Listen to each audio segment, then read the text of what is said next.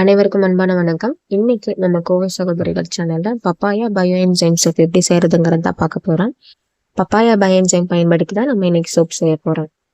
அதுக்கு first live solution prepare பண்ணிக்கலாம். Live சொல்யூஷனுக்கு தேவையானது RO water and caustic soda. RO water நம்ம 70 கிராம்ஸ் மெஷர் பண்ணி எடுத்துக்கிறோம். ஆரோ வாட்டர் அப்படி இல்லைன்னா டிஸ்டில் வாட்டர் இல்லைன்னா மழை நீர், இந்த 3 தான் பயன்படுத்தணும். வேற எந்த நீரும் நீங்க பயன்படுத்தக்கூடாது. 70 கிராம்ஸ் ஆரோ வாட்டர் நம்ம இன்னைக்கு மெஷர் பண்ணி எடுத்துக்கிறோம். அடுத்ததாக காஸ்டிக் சோடா மெஷர் பண்ணி எடுத்துக்க போகிறோம். காஸ்டிக் சோடா மெஷர் பண்ணிக்கிறப்போ கண்டிப்பாக கைக்கு க்ளவுஸ் மாஸ்க் போட்டுக்கோங்க. போட்டுட்டு நீங்கள் மெஷர் பண்ணுங்க. 17.5 கிராம்ஸ் நீங்கள் மெஷர் பண்ணி எடுத்துக்கோங்க. எதுக்காக மாஸ்க்கும் க்ளவுஸும் போட சொல்கிறேன்னா, தெரியாமல் காஸ்டிக் சோடா கையில் பட்டுச்சுனாலும் உங்களுக்கு இரிட்டேஷன் ஆக ஆரம்பிச்சிடும் ஸ்கின்னு. சிலருக்கு ஸ்கின்னே பேர்ன் ஆகும். இன்னொன்று, நீங்கள் காஸ்டிக் சோடாவை வாட்டரில் டிசால்வ் பண்ணும்போது உங்களுக்கு ஃபியூம்ஸ் ஜென்ரேட் ஆகும். அது நிறையா பேருக்கு ஒத்துக்காது. அதுக்காக தான் மாஸ்க் போட சொல்கிறோம். இப்போ அந்த காஸ்டிக் சோடாவை நல்லா வாட்டரில் டிசால்வ் பண்ணிவிட்டு ரூம் டெம்பரேச்சர் வர வரைக்கும் நீங்கள் அப்படியே விட்டுறணும். ரூம் டெம்பரேச்சர் வந்ததுக்கப்புறம் நம்ம சோப் செய்யலாம். இப்போ நம்ம சோப்புக்கு தேவையான ஆயில்ஸ் எல்லாமே நம்ம மெஷர் பண்ணி எடுத்துக்க போகிறோம். அதுக்கு ஃபஸ்ட்டு கோகோனட் ஆயில் மெஷர் பண்ணிக்கிறோம். இன்றைக்கி நான் எடுத்துருக்கிறது சுத்தமான சல்ஃபர் கலக்காத செக்கு தேங்காய் எண்ணெய். 70 கிராம்ஸ் மெஷர் பண்ணி எடுத்துக்கோங்க. தேங்காய் எண்ணெய் எதுக்காகனா சோப்பை ஹார்டன் பண்ணக்கூடியது. அதுக்காக தான் நம்ம சோப்பில் தேங்காய் எண்ணெயை பயன்படுத்துகிறோம். 70 கிராம் தேங்காய் எண்ணெய் நீங்கள் மெஷர் பண்ணி எடுத்துக்கணும். அடுத்ததாக விளக்கெண்ணெய் மாய்ஸ்சரைசிங்காக யூஸ் பண்ணுறோம். 10 கிராம்ஸ் விளக்கெண்ணெய் நீங்கள் மெஷர் பண்ணி எடுத்துக்கணும். அடுத்து பாம் ஆயிலும் குவாலிட்டியான பாம் ஆயிலாக பார்த்து வாங்கி எடுத்துக்கோங்க. 20 கிராம் பாம் ஆயிலை மெஷர் பண்ணி எடுத்துக்கோங்க. இந்த ஆயில்ஸ் எல்லாம் கொஞ்சம் மிக்ஸ் பண்ணி விட்டுட்டு அதில் ஆல்ரெடி நம்ம பயோ என்சைம் 20 கிராம்ஸ் மெஷர் பண்ணி வச்சுட்டோம். இந்த பயோ என்சைம் ஃபில்டர் பண்ணி தான் நம்ம மெஷர் பண்ணி வச்சுருந்தோம். இந்த பயோ என்சைமை இதில் ஆட் பண்ணிவிட்டு கொஞ்சம் ஒரு 10 to 15 மினிட்ஸ் நல்லா கலக்குங்க.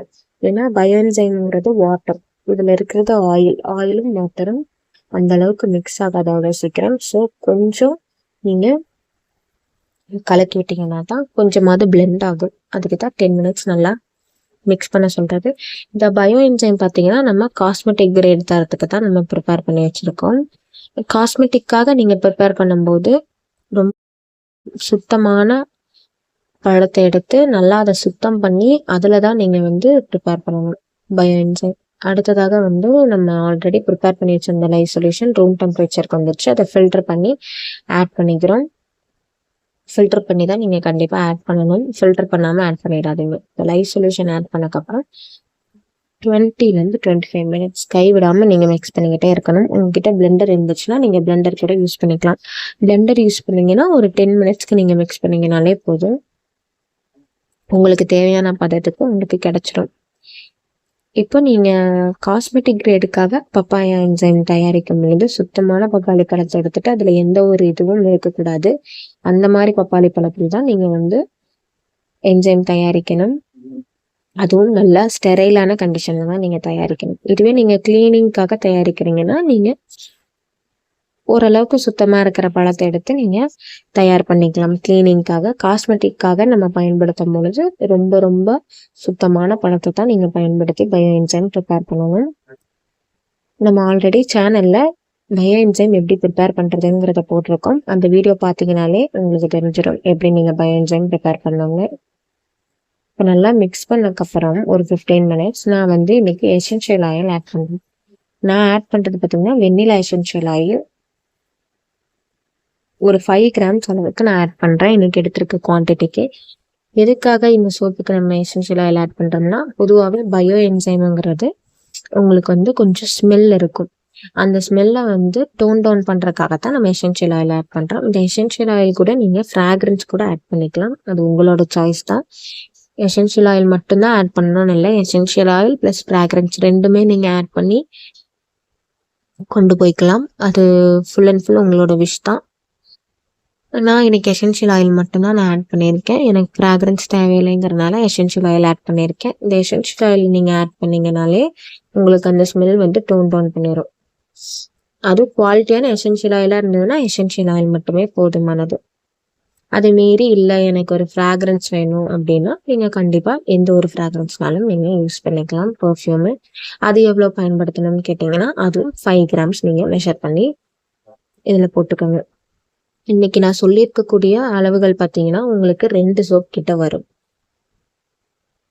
இப்போ இது மாதிரி நீங்கள் பிகினராக இருக்கும்போது இந்த குவான்டிட்டி மெஷர்மெண்ட்டில் நீங்கள் செஞ்சு பார்த்தீங்கன்னா உங்களுக்கு வந்து ஒரு ஐடியா கிடைக்கும். ஓகே, இது கரெக்டாக வருது, நம்ம சரியாக செஞ்சுருக்கோம், இல்லை இதில் நம்ம தப்பு பண்ணியிருக்கோம் அப்படிங்கிற உங்கள் மிஸ்டேக்ஸை கண்டுபிடிக்கிறதுக்கு இந்த குவான்டிட்டி அளவில் செஞ்சு பாருங்கள். பெரிய பேட்சாக அளவில் செஞ்சு அது வேஸ்ட்டாக போகிறதுக்கு இந்த மாதிரி சின்ன சின்ன பேட்சில் நீங்கள் செஞ்சு பார்த்தீங்கன்னா உங்களுக்கு கொஞ்சம் கொஞ்சமாக கான்ஃபிடென்ஸ் வரும். நீங்கள் கான்ஃபிடென்ஸ் நல்லா கெயின் பண்ணக்கப்புறம் பெரிய பெரிய பேட்சஸாக செய்ய ஆரம்பிங்க. நீங்கள் பிகினராக இருக்கும்போது நான் வந்து உங்களை வந்து பிளெண்டர் யூஸ் பண்ண சொல்ல மாட்டேன், கையிலேயே மிக்ஸ் பண்ணிக்கோங்க. உங்களுக்கு ஒரு எக்ஸ்பீரியன்ஸ் கிடைச்சக்கப்புறம் நீங்கள் பிளெண்டர் யூஸ் பண்ணிக்கோங்க. இப்போ எனக்கு தேவையான பதத்துக்கு வந்தனால நான் 90 கிராம்ஸ் மோல்டுக்கு ட்ரான்ஸ்ஃபர் பண்ணுறேன். இந்த மோல்டு தான் பயன்படுத்தணும்னு இல்லை, நீங்கள் எந்த மோல்டுனாலும் நீங்கள் பயன்படுத்திக்கலாம். அது உங்களோட விருப்பம் தான். ஆன்லைனில் நிறையா டிஃப்ரெண்ட் டைப்ஸான மோல்ட்ஸ் கிடைக்குது.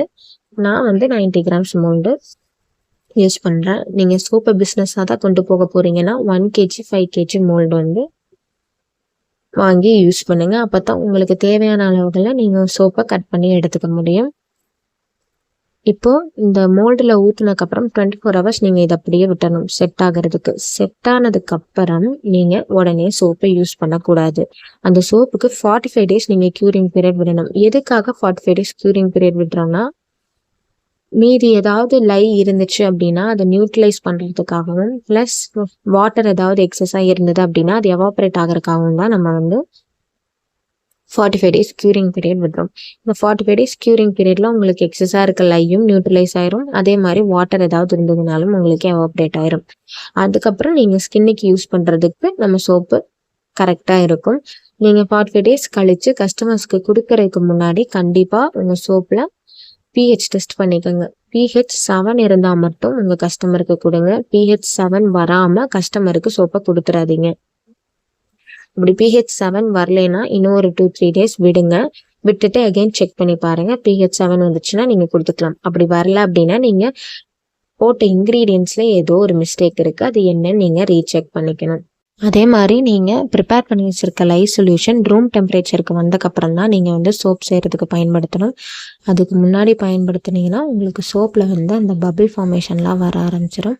அதனால் லை சொல்யூஷனை நீங்கள் சோப் செய்கிறதுக்கு ஒரு 4 hours முன்னாடியே ப்ரிப்பேர் பண்ணி வச்சுருங்க. 4 hours முன்னாடி நீங்கள் ப்ரிப்பேர் பண்ணி வச்சிங்கன்னா தான் நீங்கள் சோப் செய்யும் போது லை சொல்யூஷன் ரூம் டெம்பரேச்சருக்கு வந்திருக்கும். நீங்கள் கம்மி குவான்டிட்டியில் செஞ்சாலும் நீங்கள் சோப் செய்கிறதுக்கு முன்னாடி 2 hours பிஃபோர் லை சொல்யூஷனை ப்ரிப்பேர் பண்ணி வச்சுருங்க.